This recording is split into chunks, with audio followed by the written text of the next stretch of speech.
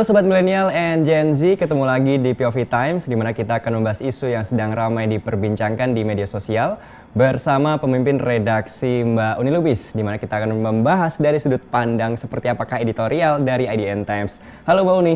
Hai Gilang, halo juga teman-teman Sobat Milenial dan Gen Z dimanapun kalian berada.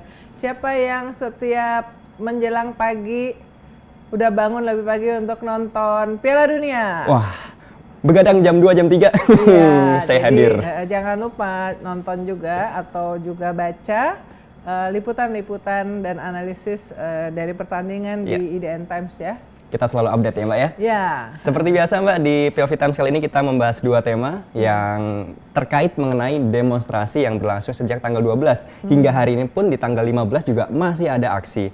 Nah, yang pertama Mbak, di demo tanggal 12 Juni di Jakarta dan 13 Juninya ini lanjut di Yogyakarta. Ini seperti apa Mbak POV Times-nya? Dan Mbak Uni kemarin di tanggal 12 hadir juga ya langsung ya Mbak ya? Ya, tapi udah sore ya. Udah menjelang gelap tapi demonstrasinya masih ada. Okay. Di tanggal 12 kan mengarahnya ke Bundaran HI. Betul. Dan itu dianggap sebagai strategi yang oke banget. Karena kalau ke DPR mahasiswa mengatakan bahwa mereka udah nggak mau ke DPR lagi karena dianggap DPR adalah tidak membawakan lagi aspirasi dari rakyat. Kemudian ke istana juga enggak, mereka melakukannya di Bundaran HI karena itu adalah pusat kegiatan yang mendapatkan perhatian dari semuanya, termasuk dari mereka yang berkantor di gedung-gedung sekitar Bundaran HI ya. Mereka juga pengen nunjukin dan ada suara-suara juga dari pantauan kita yang di lapangan bahwa para karyawan yang bekerja di gedung-gedung di sekitar Sudirman, Tamrin itu melihat bahwa demonstrasi yang dilakukan oleh adik-adik mahasiswa ini berjalan dengan aman, lancar ya. Mereka bahkan yang berjaket kuning dari UI itu kira-kira maghrib lah ya, menjelang gelap itu sudah meninggalkan lokasi. Mereka berkumpul di situ sejak siang sesudah waktu sholat Jumat ya. Itu kan hari Jumat. Nah, tuntutannya kan ada 5 tuh, Gilang dan teman-teman ya. Yang pertama adalah stop pemborosan APBN, kedua turunkan harga kebutuhan pokok dan BBM, ketiga hentikan program MBG dan pembangunan koperasi Desa Merah Putih, keempat hentikan militerisme di ranah sipil, kelima menuntut Prabowo berhenti mengelak dan akui kesalahan pemerintah ya. Jadi bukan menuntut Prabowo berhenti ya, tapi berhenti mengelak ya. Jadi karena saya melihat, kita melihat juga di media sosial kemudian semacam ada spin twist yang mengatakan bahwa demonstrasi itu meminta atau menuntut supaya Presiden Prabowo itu berhenti. Tapi sebetulnya yang informasi resmi yang kita dapatkan dari adik-adik BEM mahasiswa UI itu yang kelima adalah menuntut Prabowo berhenti mengelak dan akui kesalahan pemerintah. Karena memang ini kita di editorial IDN Times juga berkali-kali menyampaikan bahwa memang banyak sekali yang harus diperbaiki oleh pemerintahan Prabowo Subianto, tetapi itu tidak perlu menjadi alasan untuk kemudian ada semacam upaya-upaya di luar konstitusional untuk menurunkan Presiden Prabowo Subianto di tengah jalan ya. Karena kalau itu sampai terjadi, apalagi dalam situasi seperti ini,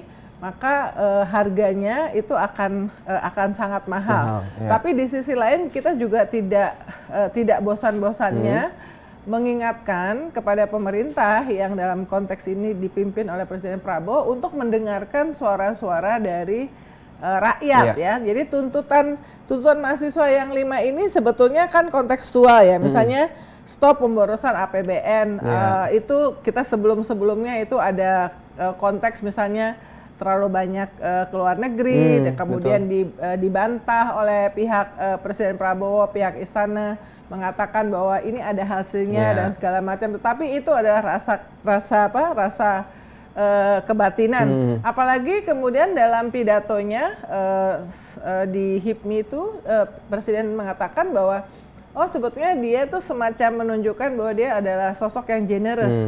Kalau menteri atau apa untuk programnya minta 5 miliar ya, dilebihkan, ditambahkan, dikasih 10 miliar gitu. Jadi Jadi masyarakat itu kita lihat bahwa masyarakatnya loh, kok ini kan uang APBN, ya kan uang yang setengah mati dikumpulkan dari pajak, dan warga negara Indonesia itu Gilang dan teman-teman kalau membayar pajak itu banyak banget pajak dan retribusi yang harus dibayar ya. Nanti kita tampilkan ininya, grafisnya grafisnya. Banyak banget sebagai warga ini setiap hari setiap kita melakukan transaksi dalam kehidupan kita yang banyak sekali kita yang membayar pajak setiap hari dari retribusi sehingga adalah hak juga dari warga pembayar pajak untuk mengomentari, protes, memberikan masukan terhadap pengeluaran-pengeluaran pengeluaran-pengeluaran yang dilakukan oleh pihak pemerintah ya. Contohnya misalnya kayak MBG, kemudian nanti Koperasi Desa Merah Putih atau yang lain-lainnya ya. Sekarang itu kan ada kecenderungan semuanya harus dilatih seperti tentara ya. Jadi ada pelatihan, kemudian dilengkapi semuanya sampai dalam konteks MBG itu sampai semir sepatunya aja dibeliin gitu ya.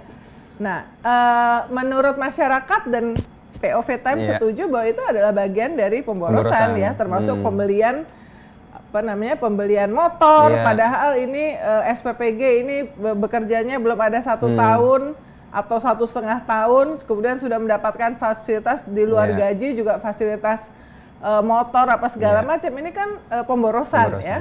Nah, jadi ini yang uang makin susah dicari ya.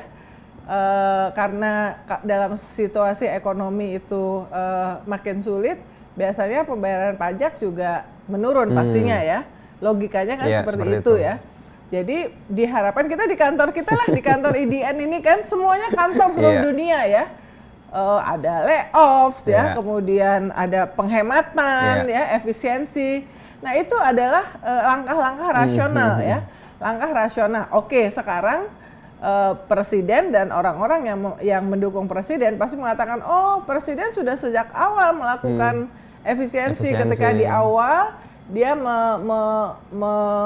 memangkas biaya-biaya yang tidak perlu termasuk perjalanan dinas, kemudian yang lain-lain pembelian alat tulis sehingga bisa dihemat katanya sekitar 300 triliun. Tapi yang sebenarnya yang terjadi kan bukan efisiensi. Uang 300 triliun itu dialokasikan untuk program prioritas. Program prioritas termasuk dalam hal ini adalah MBG. Yang ternyata MBG terbukti korupsi miliaran, puluhan miliar, bahkan kalau 1 hari 1 miliar kalau dihitung sudah beroperasi selama 1,5 tahun dikali aja ya. Berarti itu 150 hari minimal ya.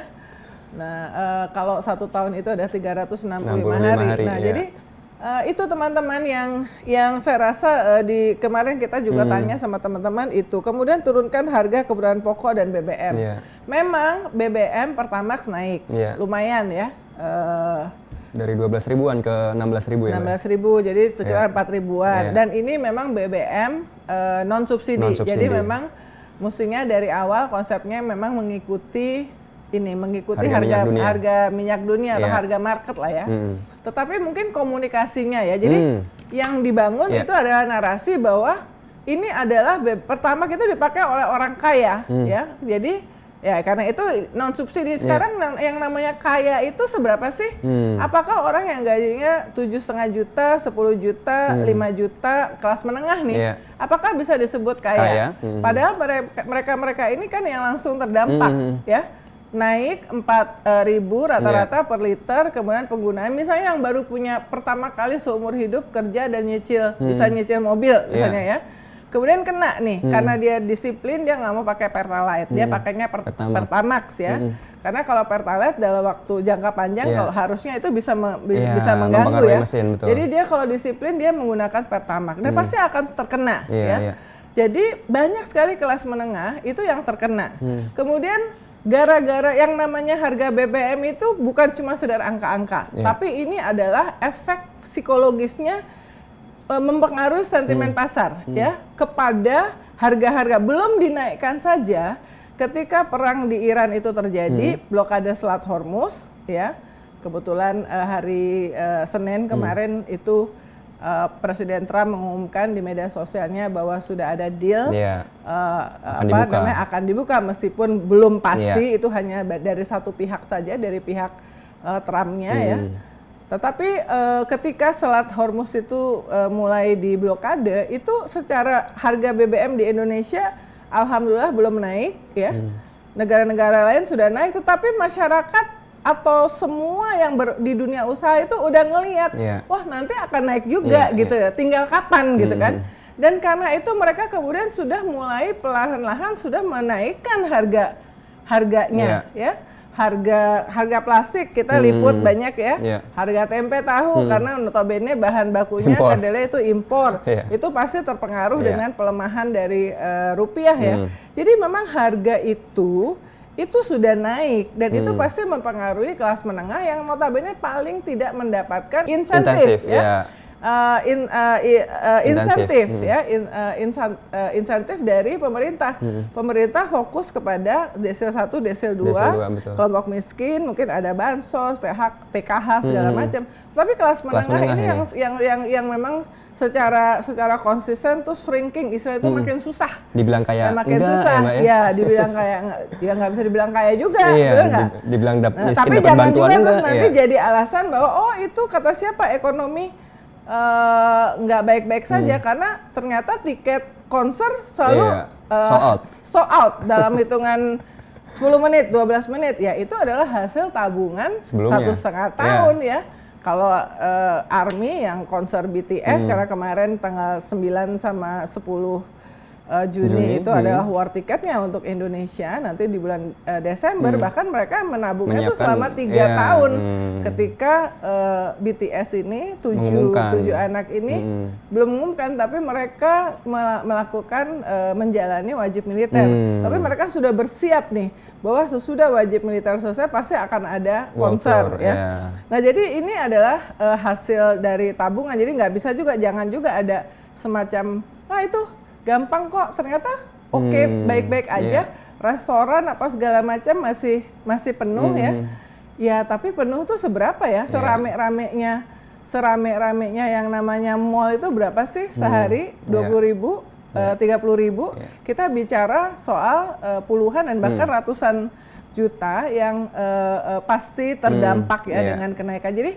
Jadi melihatnya, jadi pemerintah ini perlu memberikan dukungan empati kepada masyarakat, tidak hanya mengatakan dengan narasi bahwa harga pertamax kita masih lebih murah dibandingkan dengan negara-negara sekitar, tetangga, ya. Tetapi juga netizen juga cerdas dengan mengatakan yang dibandingin jangan cuma harga pertamax dong, UMR-nya juga dibandingin gitu ya. Tetapi juga dan yang dinarasinya sekarang harga pertamax kita meskipun sudah naik 4.000 dan itu sebetulnya harusnya udah harga masih di bawah harga keekonomian. Yang kedua itu adalah untuk orang kaya. Nah pertanyaannya tuh kaya itu apa? Karena sebetulnya yang terkena itu adalah ini apa namanya? Adalah kelas menengah ya. Nah, jadi kemudian hentikan program MBG, pembangunan koperasi desa Ahmadiyah, hentikan militerisme di ranah sipil karena mereka melihat juga sebenarnya gini loh teman-teman, kalau dilihat-lihat ya di APBN 2026 itu ada tiga lembaga ya, kementerian yang anggarannya paling gede. Yang pertama adalah BKN, kedua adalah Kementerian Pertahanan. Ketiga adalah kepolisian ya. Selama ini yang diminta untuk diefisiensi apa segala macam, soalnya yang menjadi sorotan tuh adalah MBG karena MBG ini memang terkena langsung ke masyarakat penerima manfaat. Sementara yang namanya pertahanan keamanan tuh hubungan terutama Kementerian Pertahanan hubungannya tidak secara langsung, tetapi sehingga kemudian luput dari kritik atau perhatian dari masyarakat umum ya, padahal ya ini juga gede, mau beli ini, mau beli itu apa segala macam. Ada juga yang bertanya perang seperti apa yang akan dihadapi oleh Indonesia, siapa musuh Indonesia sehingga harus memperkuat. Apakah bukannya sama sekali tidak bisa modernisasi, memang harus dilakukan, tapi dalam situasi seperti ini apakah nggak bisa diundur ke tahun berikutnya ketika situasi sudah jadi Jadi itu yang di luar juga soal bahwa kemarin yang peradilan terhadap Andri Yunus itu dilakukan di pengadilan militer dan para pelaku-pelakunya tuh dihukum relatif ringan ya. Sementara dari awal dan itu kemudian memang diberikan oleh pihak pengadilan bahwa harusnya itu bisa ditangani oleh peradilan sipil atau lewat polisi. Jadi ada banyak yang dituntut. Sementara yang di Gejayan ya, di Gejayan di Jogja, ini betul. Itu di Gejayan juga terjadi demonstrasi ya. Dan ada 10 tuntutan ya. 10 tuntutannya itu kalau tadi yang di Jakarta 5 ya. Ini maklumat Aliansi Rakyat memanggil hentikan proyek makan berisi gratis yang rawan korupsi dan minim pengawasan publik, bahwa dia rawan korupsi dan minim pengawasan publik itu udah terbukti. Tadi korupsinya ya, kemudian Koperasi Desa Merah Putih ditolak ya karena menyimpang dari prinsip ekonomi rakyat dan berpotensi menjadi instrumen kontrol politik. Cabut revisi Undang-Undang TNI, Undang-Undang Polri, Undang-Undang Kejaksaan, Undang-Undang Polri juga dikritik karena memberikan minimal ada 2 hal ya, usia pensiun yang lebih panjang, termasuk terutama untuk Kapolri, dan juga bagaimana posisi-posisi sipil itu bisa diisi oleh polisi. Jadi sama kritiknya kepada ke TNI ya, kemudian Undang-Undang Peradilan Militer ya, lindungi kebebasan berekspresi, berpendapat, berkumpul dan berserikat, wujudkan pendidikan yang gratis dan berkualitas untuk seluruh rakyat Indonesia ya, pulihkan tingkat kesejahteraan ekonomi, lakukan penindakan kepada perusahaan yang yang melanggar ya, terutama soal buruh. Kemudian ini karena Jogja ini ada bagian yang ke-10 nih soal tuntaskan korupsi Stadion Mandala Krida. Jadi sebetulnya ada yang sama baik di Jakarta, di Jogja dan mungkin beberapa kota yang lain. Dan kemarin hari Senin sore itu tanggal 15. Akhirnya demonstran terutama dari Universitas Bung Karno diterima oleh Wakil Presiden Gibran, dan ini juga menarik ya. Untuk pertama kalinya itu Wapres yang selama ini semacam seperti tidak kedengaran ya suaranya, ternyata kali ini menerima. Kita belum tahu apakah keputusan menerima itu adalah penugasan dari Presiden kepada Wapres atau inisiatif Wapres, karena pada saat Wapres menerima demonstran itu Presiden di sana sedang menerima Presiden Jerman. Karena itu tidak seperti tanggal 12 Juni yang mahasiswa bisa demo di Bundaran HI, pada hari kemarin hari Senin itu ditahan di Tugu Tani karena mungkin itu udah disteril untuk pergerakan dari tamu negara. Jadi perasaan kebatinnya sama ya, perasaan kebatinnya sama, dan ya menurut kita nih Gilang dan teman-teman, tolonglah jangan ditanggapi sebagai sebuah kebencian ya.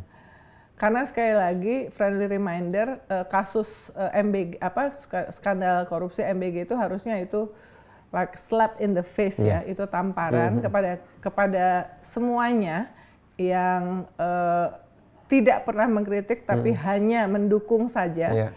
Membiarkan semua ini terjadi sehingga terjadi korupsi itu, dan belajar benar-benar dari kasus itu bahwa pengawasan melekat dan tidak mudah percaya, bahkan termasuk kepada orang-orang kepercayaan yang ada di sekitar, karena termasuk Presiden Prabowo ini kan suka baca ya, baca, dan apalagi dia suka sejarah dunia dan segala macam. Dan kita juga sama-sama tahu bahwa dari sejarah dunia, kemudian dari sejarah di Indonesia ya, dari zaman ke zaman itu biasanya justru yang bisa menjatuhkan itu adalah justru orang-orang yang sangat terlalu dipercaya sedemikian sehingga semua omongannya dan semua laporannya itu diterima dan diturutin. Nah, ini kita berharap bahwa kasus MBG ini menjadi pelajaran untuk MBG berikutnya dan juga untuk Koperasi Desa Merah Putih yang akan diluncurkan 20.000 ya. Soal MBG itu misalnya gini, terus terang aja kita melihat ya, dan kita meliput publik itu kemarin kan ada jumpa pers ya, 2 hari yang lalu. Pak Zulhas ya, Menko Pangan, dia adalah ketua Satgas ya, dia adalah ketua tim koordinasi penyelenggaraan program makan bergizi gratis, yang dia mengatakan sesudah diungkap ya, sesudah ada skandal itu, ada praktik jual beli titik satuan pelayanan pemenuhan gizi ya. Jadi ada yang harusnya 21.000 titik menjadi 27.877 titik. Nah, jadi ada membengkak 6.877 titik ya. Artinya apa? Terjadi pemborosan anggaran hingga 1 triliun rupiah per bulan. Ya, bayangkan baru sesudah diungkap, baru sesudah diungkap dan sudah ditangkap, baru sekarang. Jadi sebenarnya kita juga mempertanyakan nih Gilang dan teman-teman, Pak Zulhas nih selama ini ngapain aja gitu ya? Dia kan ketua ketua Satgas, ketua tim koordinasi penyelenggara program makan bergizi gratis. Artinya apa? Ya sebagai ketua tim, menteri-menteri termasuk Menko gagal mengawasi pelaksanaan dari MBG atau sebelumnya ya di mata Dadan dan 2 wakil dianggap nggak berwibawa sehingga tidak bisa ngapa-ngapain. Dan kenapa ini terjadi ya karena selama ini Presiden Prabowo secara terbuka di depan publik dan di rapat berkali-kali itu menyatakan keberpihakannya yang luar biasa terhadap Dadan, pimpinan PGN, sehingga level menteri, bahkan menteri koordinator yang mungkin kenal sama Presiden Prabowo sudah jauh lebih lama, 20 tahun, 25 tahun, itu nggak bisa melakukan apa-apa, baru sekarang bisa ngomong bahwa ternyata kelebihan 6.877 titik atau terjadi pemborosan anggaran hingga 1 triliun per bulan. Ini artinya kegagalan berjamaah di pihak pemerintah untuk memastikan dan mengawasi bahwa program pelaksanaan dari program prioritas Presiden dalam hal ini adalah MBG itu berjalan tanpa korupsi sama sekali. Dan ini kita sudah mengingatkan. IDN Times sudah berkali-kali mengingatkan, media semuanya mengingatkan, lembaga-lembaga riset mengingatkan, masyarakat mengingatkan, tapi nggak ada yang didengar, ya. Baru kemudian ketika aparat penegak hukum justru juga bahannya adalah dari masyarakat melakukan pengecekan dan segala macam, itu baru kemudian akhirnya terungkap dan kemudian sebelum dicokok oleh kejaksaan diberhentikan dulu. Nah inilah yang membuat kita lagi-lagi jangan defensif, jangan denial, dengerin, ya kan, dengerin. Kalau benar bahwa selama ini Presiden itu nonton podcast, nonton wawancara segala macam, harusnya Presiden sudah tahu tentang potensi korupsi ini bahkan dari berbulan-bulan yang lalu sehingga tidak terlambat. Nah, itu kalau tadi yang disampaikan adalah POV dari editorial IDN Times, Mbak, terkait demonstrasi mahasiswa dan lain sebagainya. Dan tuntutannya di berbagai daerah. Nah, tapi kalau dari tanggapan pemerintah sendiri, Mbak, atau POV dari pemerintah sendiri seperti apa, Mbak? Ya itu tadi, sebenarnya tadi aku udah menyinggung ya, tapi mungkin supaya lebih ini kan beredar, dibikin nih grafis, disebarluaskan termasuk oleh politisi-politisi, pihak-pihak dari istana ya, pendukung-pendukungnya. Jadi mengapa harga Pertamax disesuaikan oleh Pertamina? Satu, Pertamax adalah BBM non subsidi, artinya harga Pertamax harus mengikuti harga dunia. Betul. Apa saja BBM bersubsidi? Pertalite dan solar. Harga BBM bersubsidi tidak naik, Pertalite tetap 10.000, solar 6.800. Kedua, harga minyak dunia naik drastis sejak Maret, tetapi pemerintah sudah menahan kenaikan selama berbulan-bulan. Di sini pertanyaan dari publik adalah, berarti sejak Maret itu berapa nih yang subsidi yang keluar ya untuk menahan supaya harga ini tidak naik ya. Ketiga, walaupun naik, harga Pertamax di Indonesia jauh lebih murah dibanding BBM RON 92-95 negara lain. Jadi di sini dimuat tuh Indonesia 16.260, Filipina 22.158, Laos 31.945, Thailand 28.910, Myanmar 25.085 rupiah, Singapura 42.971. Itu yang tadi kita katakan bahwa ini ini mereka melihatnya narasi yang disampaikan tuh hanya satu sisi aja, ya harga perbandingan. Dan ini adalah non subsidi untuk orang kaya. Tadi kita bilang orang kaya itu seberapa gitu ya. Kemudian kalau dibandingkan harusnya angka-angka yang lain dengan negara-negara yang dibandingkan termasuk income per kapita, kemudian juga biaya-biaya yang lainnya ya ini yang miss ya, yang tidak disampaikan oleh pihak pemerintah. Tapi gini, semua masyarakat dunia tahu bahwa kita sedang dalam situasi sulit ya. Jadi memang komunikasi yang diharapkan itu adalah komunikasi yang jujur, berdasarkan data, transparan, dan berempati ya. Jadi berempati itu tadi dalam konteks Pertamax, ya ini bukan cuma orang kaya yang pakai, ya kan? Ini adalah kelas menengah banyak yang menggunakan dan mereka harus memakai itu. Kalau motor, kalau yang speknya lebih tinggi kan pakainya Pertamax juga ya. Tapi ini mobil misalnya yang kelas menengah yang baru ngerasain naik mobil kok tiba-tiba jadi berat banget Mbak. Nah, plus tadi sentimen pengaruh psikologisnya terhadap kenaikan harga-harga yang lain. Nah, plus sebetulnya idealnya adalah pengumuman kenaikan yang cukup besar meskipun ini adalah untuk non subsidi itu dibarengi dengan insentif bagi kelas menengah. Apa sajalah insentifnya ya. 3 minggu yang lalu kan saya ke Australia tuh. Jadi waktu di Melbourne ini sister city-nya Jogja ya, Victoria ya. Itu sister city-nya Jogja. Ternyata sejak perang di Iran, penutupan blokade Hormuz untuk efisiensi bahan bakar itu mereka menggratiskan untuk naik public transportation. Dan lumayan ternyata itu lumayan kebijakan yang dianggap populer. Karena dalam tanda petik untuk efisiensi bahan bakar ada opsi, jadi opsi masyarakat punya opsi untuk bisa naik public transportation apapun baik itu di tengah kota Melbourne bahkan sampai ke pinggiran.